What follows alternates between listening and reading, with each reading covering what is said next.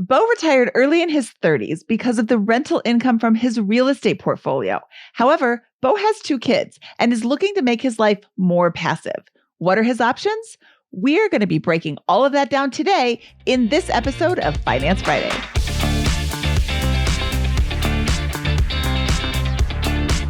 Hello, and welcome to the BiggerPockets Money Podcast. My name is Mindy Jensen, and with me as always is my holding on to his real estate portfolio co-host, Scott Trench. Thanks, Mindy. Great to be here and looking forward to discussing what the FUD, F-U-D, fear, uncertainty, and doubt, guys, that's not a bad word, Beau should do with his rental property portfolio.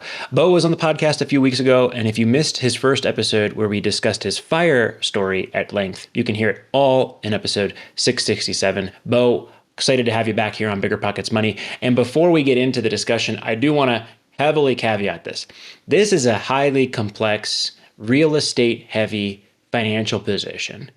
The strategy about what Beau should consider doing with his financial future is heavily dependent on tax strategy in a way that is not common in most of our episodes, because he's actually a full-time real estate investor who likely, but not as a given, qualifies for real estate professional status, which allows him to declare real estate passive income and passive losses against active income in many cases.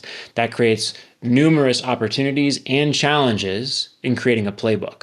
Furthermore, we also have a couple of unclear or conflicting goals that we're still figuring out. So that's going to lead to a lot of analysis that's grounded in guesswork on what a professional tax strategy will end up looking like in practice, which involves details we don't have today, and will involve the direction that Beau wants to go with his life and his businesses that he wants to move in place. So this is going to be a really complicated one.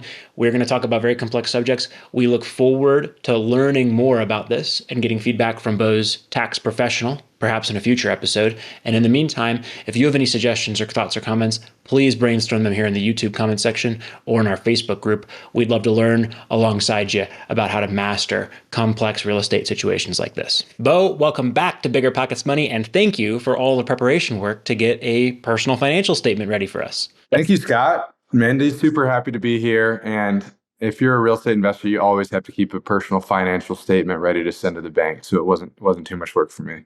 Well, can you just give us a quick reminder, maybe 60-second overview of your kind of money story? We talked about it at length again on episode 67, but for those who didn't listen, let's just do a very quick refresher on it so that people have context before Mindy reads off the numbers here. Sure.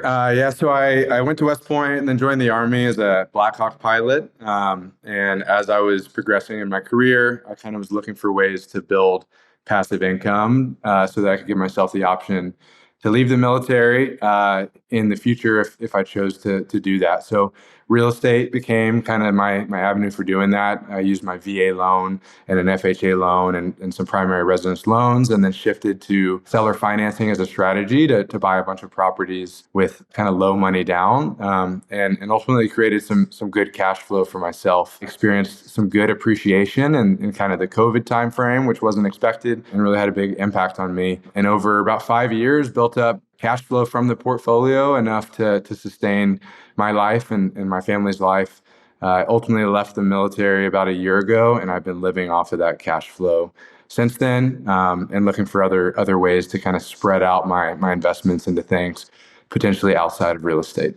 Awesome. And not to give too much away here, but you are, again, a financially independent, self-made multimillionaire with $3 million approximately in net worth, a little over $3 million in net worth, with plenty of cash flow. Your Tuesday is spent jumping into rivers, I believe we recalled last time. You work from home and have a lot of great things. There's a sauna right there in the background. Awesome. Love that.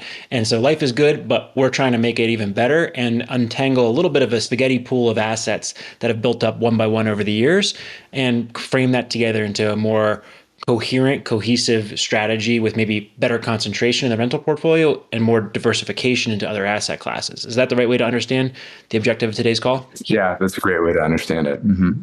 Awesome. Well, congratulations on the good problem. Let's give you even better problems in the future. This will be fun.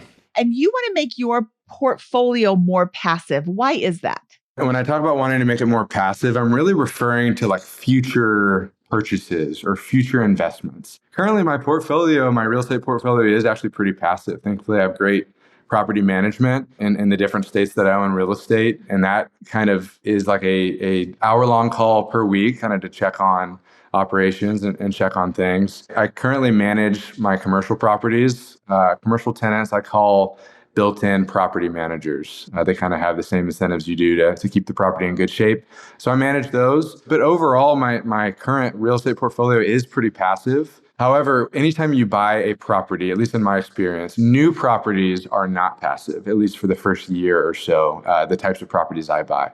A lot of the time there's value add and renovations and maybe inherited tenants that don't stick around for the long term. As I look to continue investing in certain ways, buying more real estate as a direct owner is not very appealing to me because of the time requirement that comes with that. So I'm really looking into and trying to consider other types of real estate investing or otherwise, where I can be more passive, but continue to create cash flow and invest for growth in the future without taking on too much risk or too much of a time commitment. When I hear you say that you really aren't that interested in buying more real estate, the simple answer is, well, then don't buy real estate. There are other ways to invest. There's lots of other ways to invest that can still generate cash flow without the, for lack of a better word, headaches of a new property. So that right there is my advice. Don't buy any more real estate.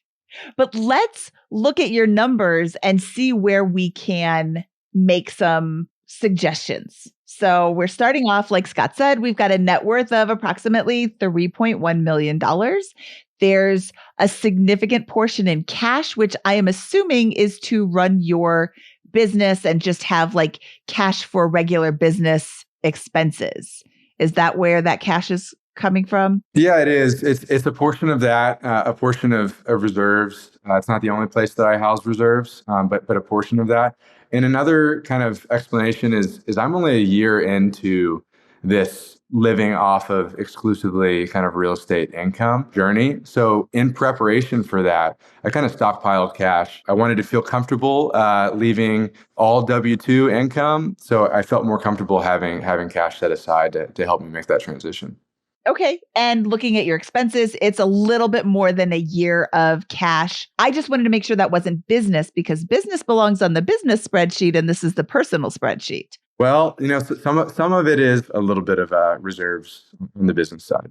Okay, no worries. I would just encourage you to separate out completely. This is business and this is Beau. I will say, Mindy, I'm gonna. This will be the first debate point we have here. My situation is more like Beau's than many. In terms of the way I structure my portfolio. And I've recently begun saying, like, why am I keeping all of this cash in my rentals? And I'm comfortable with a large personal reserve. So I moved all of my bank accounts to one bank, a well-known major bank with branches. And I just keep one big cash pile in that bank. And then the minimum necessary for each of my rental properties. And that one pile is like clearly a large enough number. But if I built it up for each property or each business, then I would have way more cash sitting there.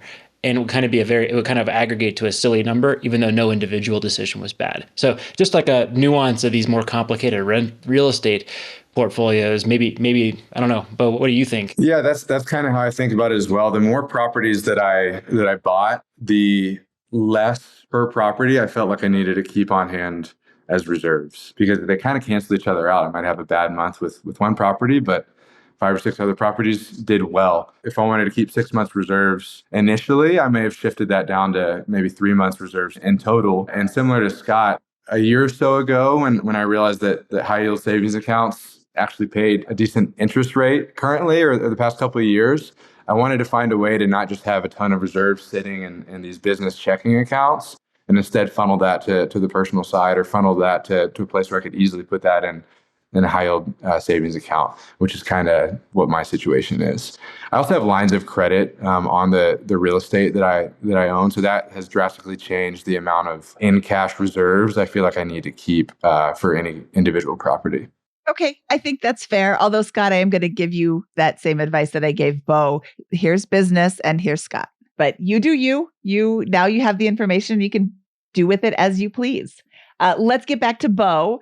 Beau has $50,000 in a 401k, which seems low, except then we go to his Roth IRA and there's $421,000 in there. So that makes up for it. Beau, how'd you get so much in your Roth? So I've always contributed to my Roth IRA ever since I was, an 18-year-old in high school. That's something that my parents taught me, and I'm glad they did. My wife separately did the same, and when we met, we've continued doing that. So that's always the first of the year. We max out our Roth IRAs. But really, the explanation for how it's so high within that account is while I was in the military and the Army, I contributed to my TSP. Always at a minimum, I contributed 5% to get the agency match. But there were also many years that I maxed it out before I left the military.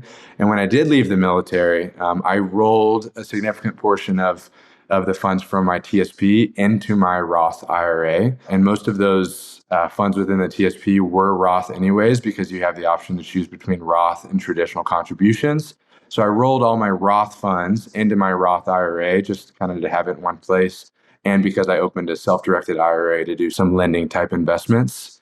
And that's my explanation. We have no traditional IRA. That's fine. $66,000 in a taxable brokerage, $200,000 in Bitcoin. I will reserve comment. $500,000 in notes payable. Now that is people, you have lent out that money and they're paying you back. That's correct.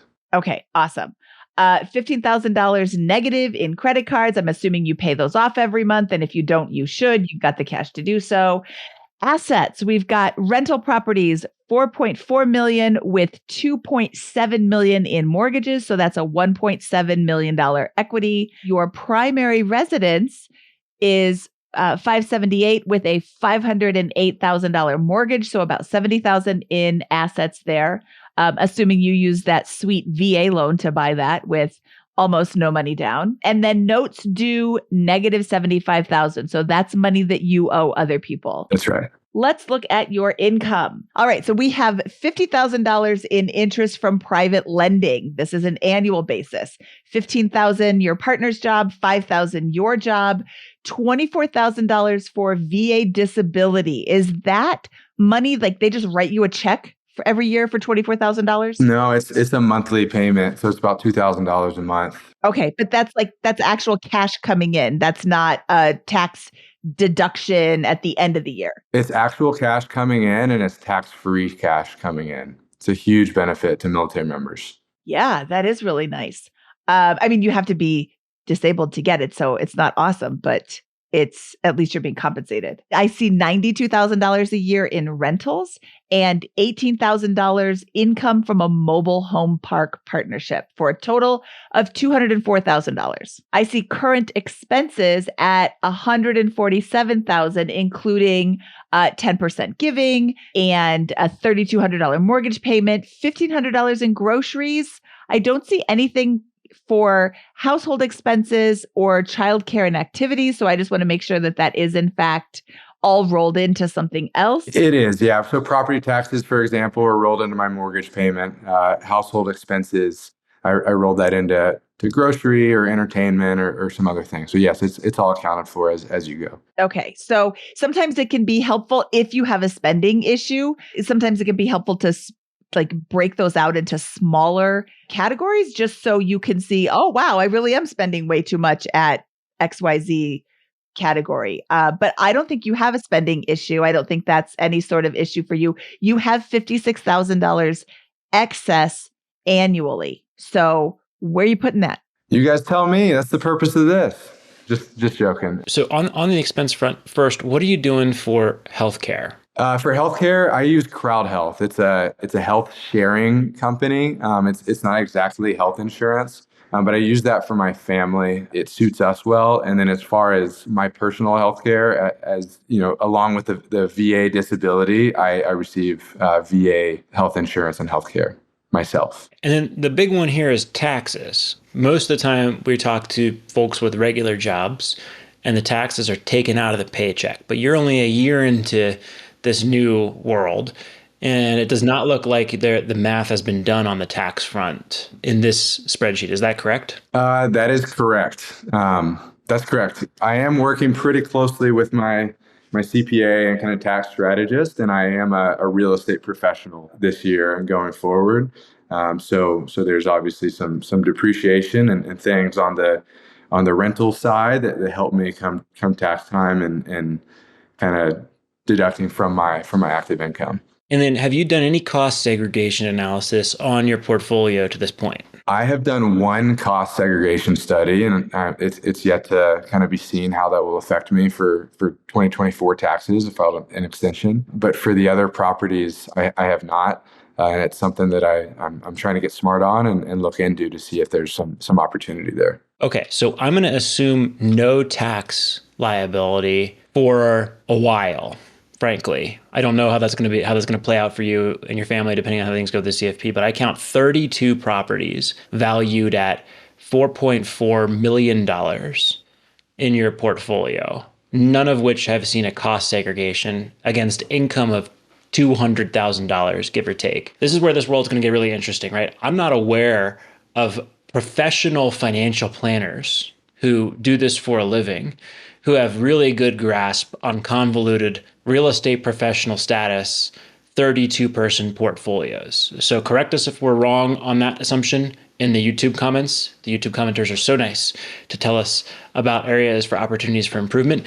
But let us know where those folks exist. But we're going to be making some guesses here, and it's probably going to be a team to put together to verify many of those guesses on this. Full disclosure and disclaimer on this. I don't know if you've, Beau, come across people who know how to think through all of these different ramifications for all these moves in this setting. I have some people that I work with kind of professionally that help me with those things, but I wouldn't say it's a one-stop shop. It's kind of a group effort and pooling kind of knowledge and advice from different professionals. A tax professional is certainly going to know what those are going to look like here, but they may not know how.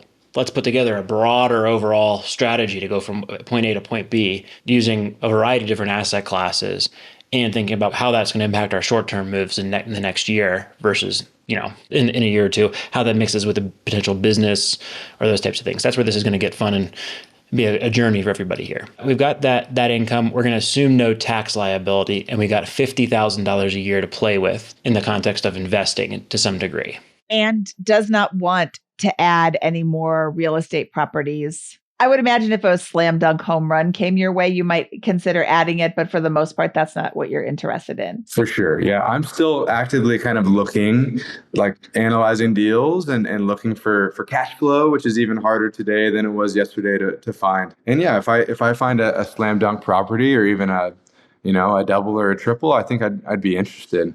But I'm really trying to be selective on what I say yes to, if it's going to require a lot of time from me, and especially if it comes with any risk of me, going backwards in my journey. I'm trying to be very careful about that. Okay, so what are your goals? What questions can Scott and I answer for you? My financial situation has changed a lot over the last 5 or 6 years. So have my goals in some ways. I kind of went from 5 years ago having nothing to lose and everything to gain. So it kind of shaped the way I made moves and maybe took on debt or took on risk. And now I feel like I do have a lot to lose, not just in terms of net worth, but I'm supporting a family of 4. And we have a very good lifestyle with a lot of freedom, which we're very grateful for. So now kind of my goals are centered, or many of my goals are centered around maintaining lifestyle, maintaining the cash flow we have. So a lot of the questions I ask are, where am I exposed or overexposed to risk? Am I too concentrated in real estate? Not just direct ownership real estate, but let's say with this $50,000 annually that I'm saving, if I pour that into private lending or private debt funds, private credit funds, that's still real estate. And am I taking on more risk than I should when I really don't want to chance losing kind of our income situation and what we've built? That's kind of where my thoughts have been focused the past year or so. So if we tally up your real estate exposure, you got $5 million in real estate investment exposure against a $3 million net worth. That's between your rentals and your primary on there. You've got about $3.2 million in debt. Sorry, you have $5.5 million because the notes payable are also against real estate. Yes.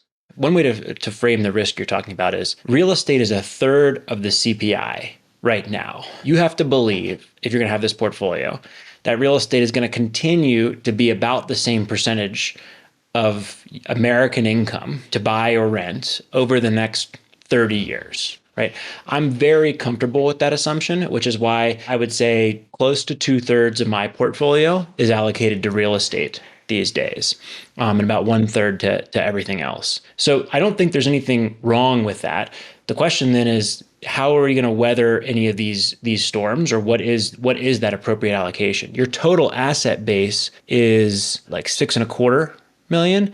So you're about 90% allocated to real estate versus what, 2/3 or whatever. I think a big part of the question here is what feels good. Like if I handed you $5 million, which you'll probably have in 7 years or so, around there. And that, I'm asking that intentionally because I think it will take a while. I think that the right approach will likely evolve moving slowly towards a future state. But if I gave you $5 million, how would you want that allocated? Yeah, I agree with you that now I think my growth will probably be more slow and steady as I kind of shift the way that I'm investing. Yeah, I think if I'm considering $5 million, I definitely will always lean towards real estate as the largest percentage, most likely of my portfolio. But I could see myself shifting, potentially selling some properties that I own and shifting of the real estate that I'm exposed to, my activity more towards private lending and potentially partnering with other active real estate investors in different ways to where my efforts are not tied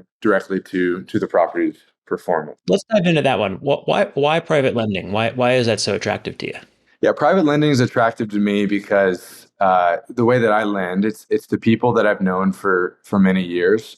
And it's in geographic locations that I've either lived or invested myself in asset classes or with strategies that I'm very familiar with. So I believe that I kind of have advantages when it comes to underwriting a specific deal in those areas or evaluating a borrower. So I like spreading out money to people that, quite frankly, may be doing it better than I could myself. Once I've made that decision to lend to them, it takes virtually no effort or no time from me. The downside is there's no upside above the kind of the fixed agreed upon terms, which is not bad. I'm getting around 13 or 14% total returns from my lending activity, and I'm pretty happy with those returns if I can keep that consistent. But there's no upside above that, and I don't participate in anything like property appreciation. I don't have any tax benefits like direct ownership real estate does. There's no potential for it to be like a moonshot. It's just kind of best case or expected case scenario, 12 to 15% returns.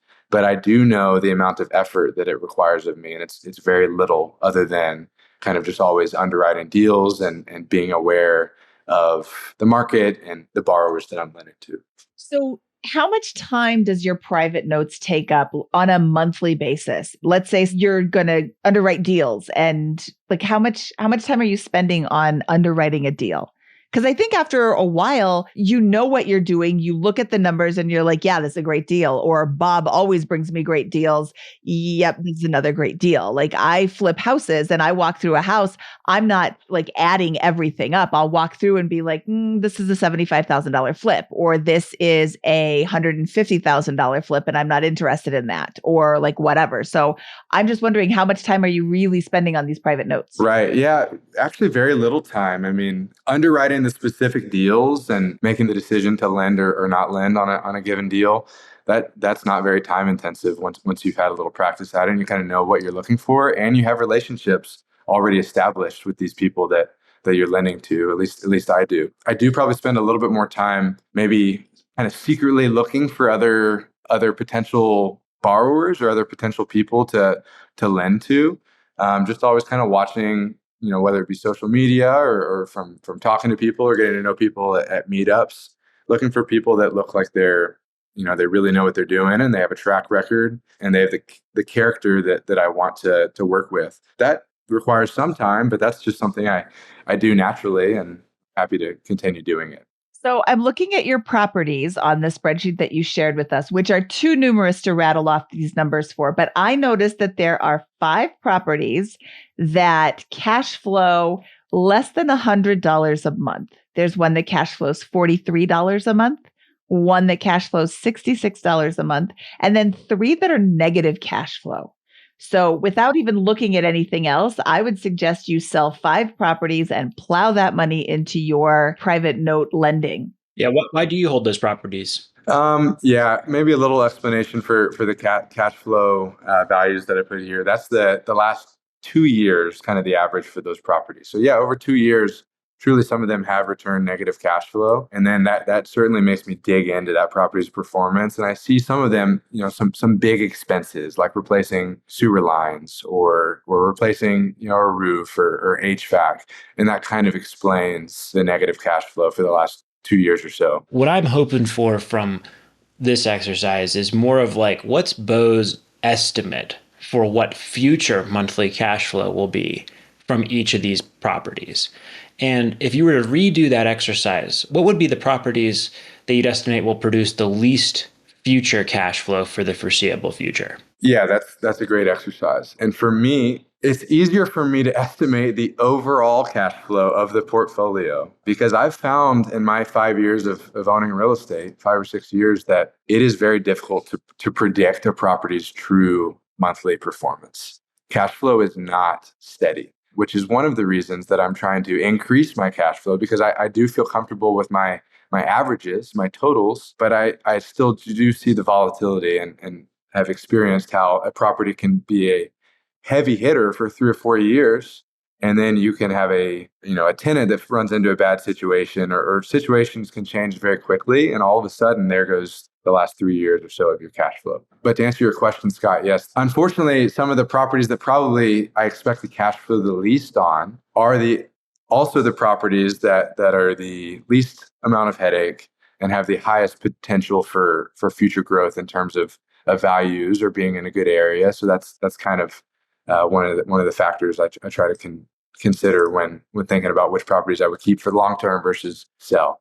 But I do think that there are a few properties that stick out that have low cash flow that do have some good equity. So yeah, Mindy, your recommendation to look at just selling those properties and rolling that into private lending or some other type of investment is probably a pretty good advice. I mean, one you've held since 2021, it makes $43 a month. And you own it 100%. You're not in it with a partner, which makes it a lot easier to sell. Have you had any big expenses on this property, or is it just one of those that isn't the best property now that you've had a few years? Here's some more nuance for you, and this is an interesting story, but this property that you're talking about is one of 10 properties that I bought seller financed from an individual. When I bought them, once they got stabilized, I put some money into them and raised rents and things like that. The cash flow for each property was much higher.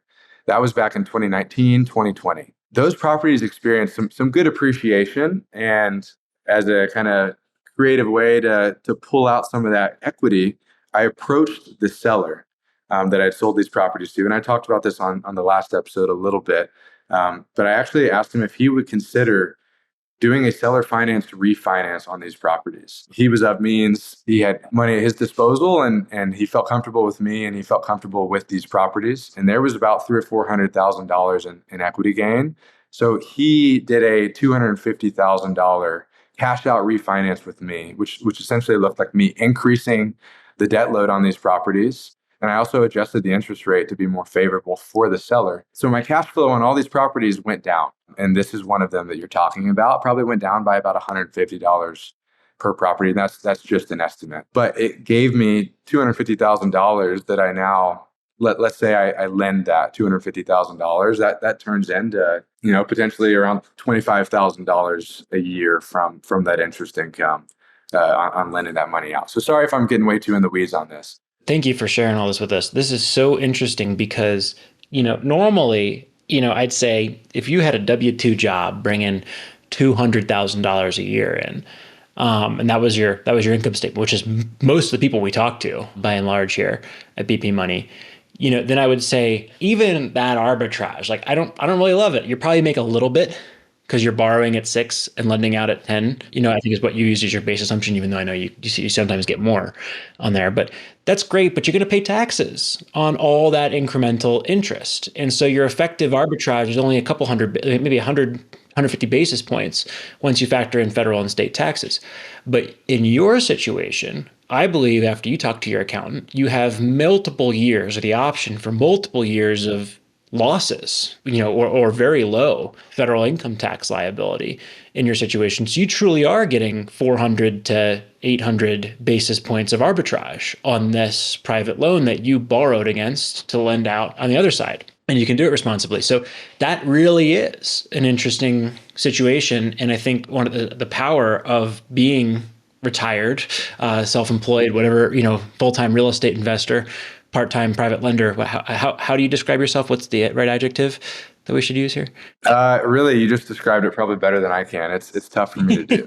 So, but like that really is an advantage here. So I would kind of be a little bit like, oh, we should pay off the high interest rate debt. I don't know in this particular situation. When you start getting into some of these properties that have 7.75% or 8.75% interest rate debt on them, that makes me uncomfortable on there. I'd rather be on the other side of that risk equation and be able to foreclose on somebody who's borrowing on that, I think, just at that high level of interest. But you're still getting arbitrage every time you do this private lending. So I can see why you're attracted to it. It also probably feels good to be able to spend that simple interest that those loans generate on your lifestyle. I can see the problem here and why this is hard for you. Yes, thank you. But yeah, Mindy, I think both of you, what you were just talking about with that specific property, even though I do have a backstory for why maybe it cash flows less now, it really doesn't change the current situation, which is looking at its current cash flow versus its current equity. And you may have a point that these properties I should revisit, regardless of the history, and make a decision about selling or keeping. If they're owner financed, how easy is it for you to sell that property? Just as easy, if not easier, as any other property. When I say if not easier, there's the potential for me to sell some of these owner financed properties on wraps, meaning I would find a qualified buyer, accept a down payment from them, and essentially it's kind of like a subject to purchase for them. They'd be making a payment to me, and I'd be making a payment to the previous seller. I'm not saying I'm going to do that, but it's just another kind of option to look at. But as far as just selling it on the market, it's no different. I do actually think that there's even the potential, if I did approach some of these sellers that sold these properties to me, that they may consider, if I were to sell a given property, may consider me not paying them off right then, and instead of giving them potentially new collateral on the outstanding loan, so I could keep their loan and invest it elsewhere. As long as I can find equity or maybe another property that's paid off that I can give them as collateral, they may consider allowing me to do that. That's another avenue to explore.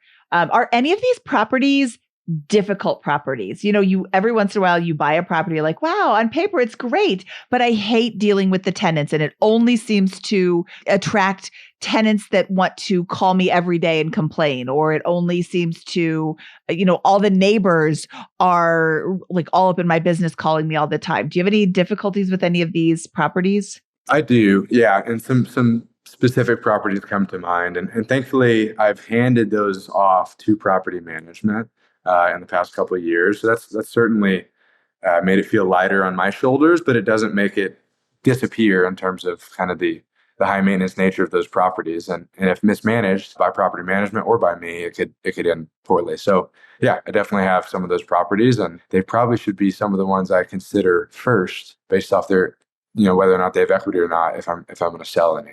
Well, based on your goal of wanting to have a more passive life, any of the difficult properties, in my opinion, would move to the top of the sell list. Yeah, that's a great point. One other observation here is, or question, I guess, is what are the amortization schedules for all these loans? Are they essentially all 30-year loans? Yeah, almost every one of them, except for maybe one or two, are 30-year amortized loans. Okay, so I think that there's a very basic amortization exercise to do here, because the most obvious answer that's coming out of this conversation so far is, yeah, we can sell a property here or there. But really, by and large, we're going to end the conversation with you having still north of $4 million in rental real estate, most likely, levered with $2.5 million in debt. And that's just going to coast. I think is some of that's becoming apparent to me out of this conversation. And so over a 7 to 10 year period, which I think is a good outlook to do things. The reason I like 7 years is because a good investment averaging 10% a year will double every 7.2 years nominally. This makes just for easy math there. A leveraged portfolio like this should easily do that, right? That otherwise, why are we doing that instead of stocks? So that's going to change the equity value in your portfolio, hopefully by about that amount. And that's going to be a combination of appreciation and loan amortization over that time period. And something's going to happen to your cash flow in that same time period. It should dramatically ramp in your model over those 7 to 10 years because your rent and other expenses will increase with inflation, whatever you assume for your inflation, but your payments will stay static for the debt service. That should have a very large increase in your cash flow that just happens to you. And there's nothing to do. You already set it up. You knew that going in. That's probably why you got into real estate in the first place. And that's just going to happen. So how's that going to look? The next most important thing that we have to discuss, which is so secondary, right? It's literally 10% of the story here, is the $50,000 a year in discretionary cash flow that you can begin reallocating, right? If we look at your whole financial position, you have this $4.5 million, $5 million in real estate, including your house, and $3.2 million in debt against it. And then everything else in your portfolio is what, another $1.4 million in there? So we can reallocate some of that. But you're also, because you're not working, you're not going to accumulate a lot of cash. So usually when I talk to somebody about what should we do next, the bigger story or one of the biggest pieces is all this incoming cash flow that we can begin allocating. Say I'm 100% stocks and I want to be 30% in real estate. Great, let's just allocate all the new cash to that, and that will naturally take care of the problem. You will have to reallocate the rest of the portfolio at least at some point over time, tax efficiently in order to get to a desired future state. The most obvious answer we have here is largely do nothing with your rental portfolio. Sell the ones with the highest PETA score. That's pain in the ass. That's another column in your spreadsheet for that. Can we say ass on the show, Mindy? I'll allow Is that it. family friendly enough? I don't know. We don't want to lose our non-explicit license here, but I think there's a score there that you can put in that's subjective, and we're there. That leaves us with the rest of the portfolio. And I hear private lending, you want that to be a big part of your portfolio. How big? I guess I'm still wondering, what does that desired future portfolio look like, excluding the growth that we know is likely going to happen to us in the rental side? That's a question I'm trying to answer. I feel myself drawn to it, as in I like how passive it is, and I'm happy with the returns that I've gotten thus far. And I just enjoy getting to lend and help investors that I know, like, and trust, and kind of can see what they're doing with it. But I feel that there's certainly a point of being overexposed to kind of these short-term deals where, let's say there's a large market downturn, which has happened in the past before. That's going to affect these short-term operators and could potentially affect a lot of my different loans, even as I try to spread them out across operators and deals all at the same time. So I'm kind of trying to balance those two ideas between really enjoying the passivity of it and the returns with, not wanting too much money to be out on these short-term loans. So a work in progress for me to figure out that exact number. But I do think that by growing the percentage of private lending, if I ever choose to do it, it'll be through selling real estate that I currently own. So kind of a swap from real estate to real estate. So I'm not increasing my real estate exposure. And really the question for me is, and I do think there's probably some properties to consider selling. And the question for me is how much of that to allocate to private lending and how much of that to allocate towards like a taxable brokerage, putting money in the stock market and participating in some of that market upside. So looking at your income tab on your spreadsheet that you sent over, your income is 204 and your current expenses are 147. In that income, you've got 50 in interest from private lending. So that could go away completely and you still cover all of your expenses. And looking at your expenses, I don't think that expenses are something you should be focused on cutting, but there's certainly things you could cut if for some reason several of your units stopped paying, or you had an extended period of vacancy, or you had to drop the rent to get somebody in there. So I love the private lending for you because you're so good at choosing. Have you ever had a default? I have one. I'm working through right now, but I think it was the one time that I broke my rules on lending in second position and lending on a big expensive property, and I've learned so much from this loan. But I do think that we've worked it out, and we're about to be at the end of that. Well, fingers crossed for that. But one default is not bad. I have not done nearly as much private lending as you have. I have done some. And I lent to somebody, had a great experience. I lent to him again, had a great experience. Then he's like, hey, I've got this friend. And I'm like, oh, how much different could a friend be? I only now lend to people that I know because Your friends can be very different from you. So yeah, don't break your rules. Determine what it is you want to lend at, and then don't deviate from that. I think here's what I'm struggling with, and I've been trying to articulate it for most of the conversation here. If the goal is I want to be a private lender, like you're certainly qualified to be a private lender. You can certainly free up cash from other parts of your portfolio to be a private lender. But it's that goal, and there's nothing wrong with that, right? And you assume that risk. There's not going to be like some historical body of research that we can give you that suggests you can spend at this rate.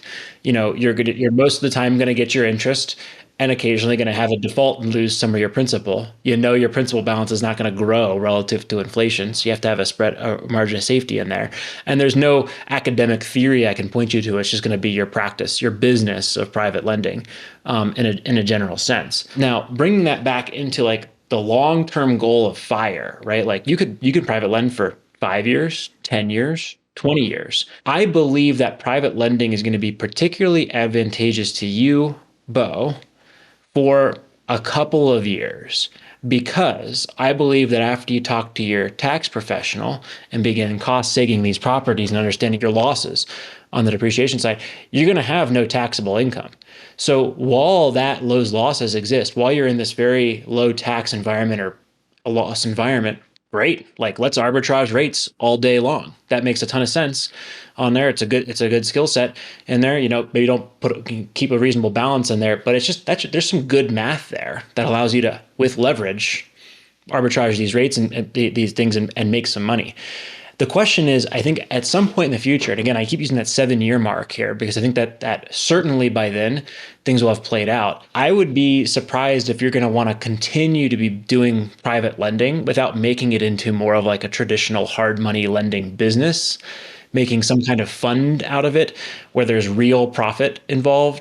Not that there's not real profit, but like where there's a big business potential. And then we have to get back to portfolio theory overall, which is like, what is actually going to be moving in the background to build my wealth and consistently make sure that there's always enough in a more traditional, construct here to keep things going. And I'll give you an example, right? So let's say that in 7 years, you run out of these big tax advantages. Things are going well, and your net worth has mushroomed to $5 to $6 million, which is not an unreasonable assumption, given that you're reasonably active with your portfolio here. At that point, you're in a higher income tax bracket. These loans are going to look less attractive to you because you're going to be paying 30-ish% marginal taxes at that point. So you buy one of these rental properties, and your portfolio today generates a 5.2% cash flow yield on equity, right? That's what you're saying, right? When you say return on equity, you're not counting the appreciation or the principal amortization or tax advantages. You're just counting your 5.2% cash flow across your portfolio. Well, that cash flow is adjusting for inflation each year. By definition, rent and housing costs are a third of the CPI. And that property is appreciating at 2 or 3% a year. Hard money note looks a lot less attractive at that point in time than it does today. And so I think that's what I've been struggling with this whole time is like, you don't need our permission to go out and private money lend. That's going to work. But you just got to have in the back of your mind that is working so well because of your tax situation right now, I think. And I think that will go away at some point unless you figure out a way to keep the game going by 1031ing and buying new properties or otherwise making enough income that there's something to offset with the purchase of additional rental properties and additional cost segregation. So I think that's going to be a challenge for you that I'm starting to come in here. I think that's too complicated. I think that will require detailed tax planning assessment where we really go out and say, here's the structural value of every one of these properties, how far it's been depreciated now, and what can be accelerated through a cost segregation analysis. What is your timing going to look like on new properties, assuming you do buy at least a few rentals over future years? It's just too complicated. So we can just round out some part of the future. So in that context, let's say that we set aside $800,000 for private lending, which you can easily do, right? Between selling a couple properties or selling your Bitcoin or whatever. We can get to that later. But what else do you want the portfolio to look like? What are the other components of it that I think you had some questions around the rest of it that you wanted to talk through. Is that right? That's a great point, and you've given me a lot to think about. I think one of the other things that I'm trying to get after with kind of my portfolio allocation is not only diversification, meaning, not being too much in real estate or too much in any given thing, but also kind of like diversification in access to liquidity. I really value optionality. I really value like being able to make moves and be strategic. And the less liquid your investments are, for sure, the less options you have in the short term. So that's maybe part of the reason I'd value private lending over direct ownership real estate in some ways, because it is more liquid than owning an individual property myself. In some ways, there's other things that I also look at in terms of access to liquidity that I think fit well or kind of interact with other parts of my portfolio. And that can be money within a taxable brokerage. That can be money in Bitcoin, y'all's favorite asset, money in whole life insurance, another one of y'all's favorite investments or non-investments. One idea that I would offer, if I'm not living off of the interest income from private lending, something that I'm actively kind of working towards. Currently, I have all my money within my Roth IRA it's mostly in the total stock market indexes. I'm considering shifting my lending kind of to doing it within my Roth IRA so that it's sheltered, and then shifting my stock ownership outside of my Roth IRA into a taxable brokerage. I see Scott shaking his head, so excited to hear your thoughts. I would love some chime in from our YouTube audience here. You guys are never, again, like I said, never shy about this, but my instincts are saying definitely not. Don't do that. And here's why. Again, the advantage in your situation is what I believe is likely to be a very low tax liability with a good tax strategist. So in this situation, I think the earned income is going to suit you better from your private lending business for the next few years, for the next couple of years. You can have way less administrative burden on that. And I think that your Roth in this situation, which is where your money is, you want to invest it very aggressively. I think it's very unlikely you'll be touching that money for a long period of time. And I wouldn't even consider it highly liquid in your situation, in this setup, unless things go very, very poorly for you. And I think you have other ways of mitigating that. The driver of growth in this portfolio is going to be your leveraged traditional rental portfolio that we've got here. Like, we can't forget that is the beating heart of this portfolio. The side project that is going to become more important is your private lending business, which is extremely attractive for the next several years because of your tax situation, your ability to arbitrage rates and generate a lot of simple interest with very low tax liability for some period of time as a real estate professional.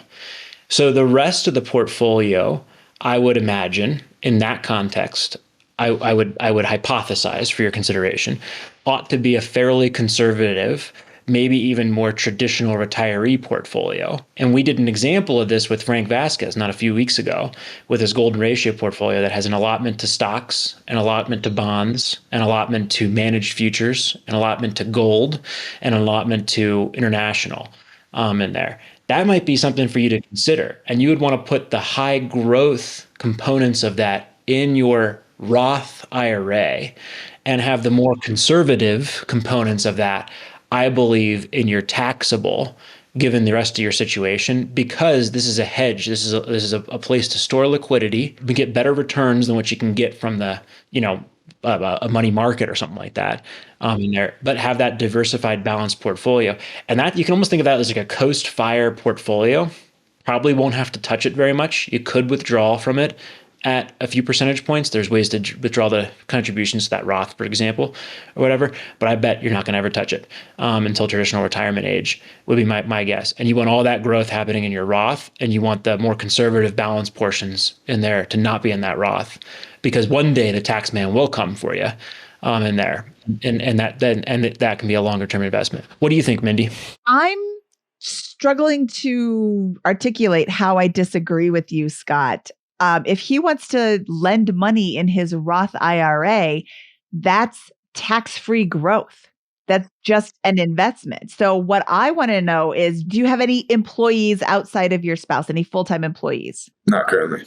Okay. So what you could do if you have income and rental property is not income, I'm not sure if private lending is income. It might not be So this might not actually work. But let's say you had income, you could open up a self-directed solo 401k, make that a Roth option, transfer your current Roth IRA money into that Roth option, not a taxable event, lend that out. And the reason you do it in a 401k and not an IRA is because the 401k is not subject to UBIT or UDFI, whereas the IRA can be.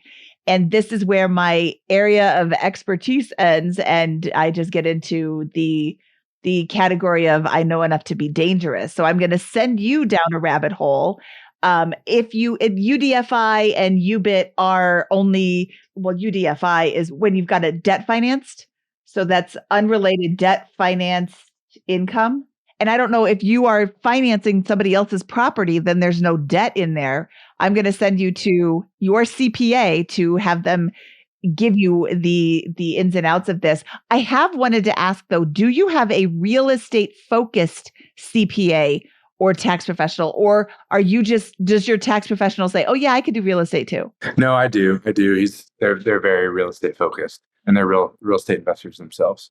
Okay, good. Because those are the types of people you want giving you the tax planning advice for all of this, because there's a lot of moving parts. And if somebody has the level of understanding that I do, they might send you down a rabbit hole that gets you a nice big tax bill. But I would talk to them about cost segregation. I think that's a great point. Because you have real estate professional status, which is an IRS designation, you can write off all of your losses, their losses on paper. So then you might want to keep those real estate properties that aren't necessarily bringing in a lot of cash flow. If you can cost seg and throw that against your income this year, and those cost segregations carry over, they carry forward. And I can't remember how long they carry forward, but you could effectively have $0 in income, taxable income, for a really long time. I would not necessarily do the cost segregations all at once, maybe do them, one or two, depending on how much you're going to be able to write off. I think that is the place to start. And can you get reps status, Scott? Can you be a real estate professional with private lending, or do you have to continue to have all of these real estate properties? I believe you can get it with private lending. Okay, that's another question for your CPA. Can you get real estate professional status with being a private lender? Well, I don't see a world where I don't qualify for real estate professional in the next decade, as long as I hold on to my real estate and maintain an active involvement in it. If you're operating as a mortgage broker, hard money lender, or in a loan origination business where you actively manage and source deals, then those activities might count towards reps because you are in the business of brokering or financing real estate. So I would talk to this is where the advanced tax components are. All of this is based on how your tax treatment's going to be, right? So that's where Mindy and I are having the disagreement here, if you will. And so depending on how what's going to shake out for your short, medium, and long-term tax situation, that's where you want the various components of the portfolio in there.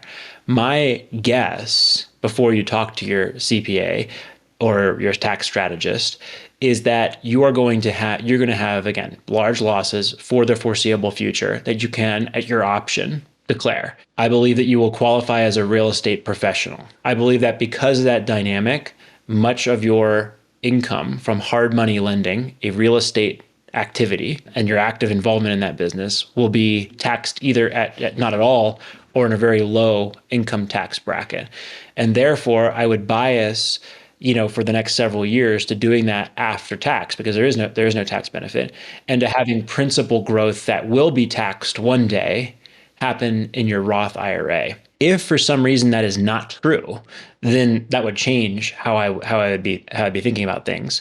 But it doesn't change the fact that I believe that outside of your lending and your rental property, the point of the rest of your portfolio, in my view, is I bias towards being a relatively stable, well-rounded, not heavy growthy portfolio, because that growth is going to be generated from much higher risk lending and levered real estate investments over the next couple of years. And that would call for something that is more conservative, like a 60-40 stock bond portfolio or the Frank Vasquez golden ratio portfolio.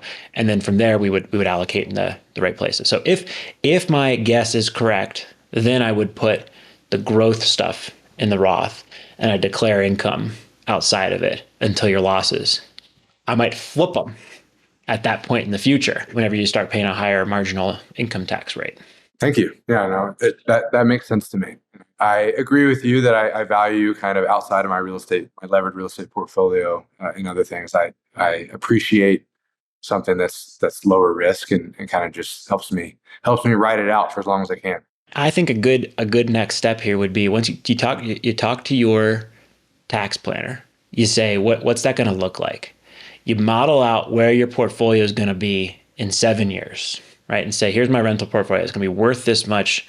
It's likely going to be with this level of loan amortization, and it's likely going to be producing this much cash flow at that point in the future. You assume you're going to double over at some point in the future the amount you have allocated to private lending, and you assume the rest of your portfolio is going to be this conservative-ish portfolio with allocations to a well-diversified portfolio there. That would be where I'd bias the start of the next steps of a homework, and that would give you something tangible to work around that seems to fit the goals that you stated here. Awesome. Thank you. What do you think, Mindy? I think you have a number of homework assignments and CPA conversations to have a chat with them. I do. And not that much work though, right? Like it's like that conversation, maybe selling a handful of properties and repositioning a few assets, and it's probably really not that much to do here. I mean, you're so strong already. Like that's the headline, is everything's good. The vast majority of this just needs to sit. I've heard of a lot of people, just from stories and books and lessons learned of people who didn't take a knee when they probably should have taken a knee, and they wish they would have. So I'm trying to learn from other people's lessons there. Well, learn from your own lesson and don't deviate from your rules when lending to someone, especially someone you don't know. Beau, was this helpful? Was this what you're looking for today? This was extremely helpful. Yeah, I really, really value getting to hear y'all's advice relative to my portfolio. I'll just say this. I bet you that we're going to talk to you in like a couple years and you'll be like, yeah, I started a hard money lending business. That's my guess on it. Like, why not? You'll seem to like doing it, and it will make a lot more money on there and obviate some of these other problems, and you'll just be able to throw cash at more of those issues. So it's not really that hard to do a lot more loans if you truly get good at it on there, and you don't ever get over your skis and too levered. But we'll see. All right, Beau. Thank you so much for sharing your numbers with us. And thank you for bringing a really, really organized spreadsheet. For anybody listening, if you would like to be a guest on the Finance Friday episodes, please reach out to Blake at BiggerPocketsMoney.com. All right, Scott, that was a whole lot of numbers and a whole lot of higher level strategies that are specific to Beau's experience, but I don't think that they're specific to our audience. What did you think of the show? I know you got really into it. I think this is the fun, like the kind of the most fun side of finance, right? And this is where I'm, correct me if I'm wrong, folks, but I'm not aware of folks who you even hire beyond a tax professional, of course, to help out with navigating the complexities of like, what do I really want now that I've got a sprawling rental property portfolio, and how do I consider the tax ramifications of those moves in the context of what I want in the future, and how is that going to impact my ability to contribute to solo 401ks? Am I self-employed? Do those things count? I mean, there's a whole bunch there that I think is really, really complex and important, and I would love to learn more about. So if anyone has any suggestions for where to go for learning more about those intricacies of those details, I'd love to learn them. And if any tax professionals have any suggestions, those would be most welcome. Scott at BiggerPocketsMoney.com. Yeah, I think that anybody in a similar position or wanting to be in a similar position really needs to make sure that their tax planning professional is real estate focused, meaning that is the bulk of what they're doing. Any tax professional can do your real estate taxes, but if they're not really focused on all the ins and outs, you could be missing some big things. I have several real estate focused tax professional friends, and they say, oh, I'll get a new tax return from a new client. I'll get a return from last year, and I'll be like, whoa, they missed this, they missed this, they missed this. You don't want to miss these things. You don't want your real estate professional to miss these things. You're hiring them on purpose. So make sure they are real estate focused. Yeah. And you can find these tax professionals over at BiggerPockets, BiggerPockets.com/taxpros. That's a great place to go and check them out. What I'm particularly fascinated in is that cross section between once you know what the tax situation is like, how do you also, in real time, brainstorm the bridge between a real estate heavy portfolio, maybe something that's different than real estate, over the next couple of years tax efficiently? That's really fascinating stuff too. And there are some tax pros are able to do that, and some focus on really just saying, here's where the reality of the situation is, and here's some options for the near-term future. So I find this stuff fascinating, and I think there's a lot of options here that are very exciting and very fun, but also require you to be very careful because there's hundreds of thousands of dollars in a situation, maybe millions, in long-term wealth that are at stake based on Beau's choices. Yes. And I think that he is going to do his due diligence, and he's already has a real estate focused CPA, and he's going to do it right. I just want to make sure all of our listeners are also doing it right. All right, Scott, should we get out of here? Let's do it. That wraps up this episode of the BiggerPockets Money Podcast. I am Mindy Jensen. He is Scott Trench saying, see you later, alligator.